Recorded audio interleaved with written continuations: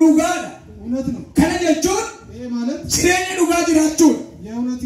Kiristaanummaa dhugaa jiraachuudha. Waaqeffannaa dhugaa waaqeffachuudha. Qulqullummaa dhugaadhaan jiraachuudha.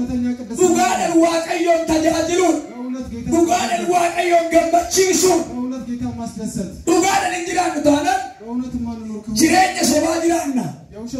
Jireenya dhugaa yoo jiraanne nuti kan Waaqayyooti.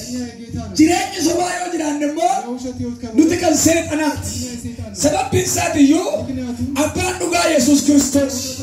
Abbaan dhugaa sobaa immoo seexana.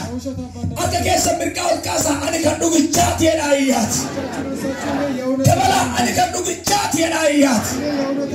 Isin kan dhugaa yoo taatan እናንተ የእውነት ከሆናችሁ ዱጋን ሞ ብርመዶ ይስባሳ ገላትያ በቆና ሸቶ ኮረቲ ሰገለን ዋቀዮ ከዘዳ ብርመዶ ማንተ ከጅራኖስ ክርስቶስ ቢልሰኑ ባሴራ አከ ከብ ካሰጋስ ትሉበዳ ዱኩመ ጀላ ቢልሰሲ ባሴራ ዋቀዮ ጩቡ ጀላ ቢልሰሲ ባሴራ ዋቀዮ Tuwa jala bilisa si baasera Waaqayyo.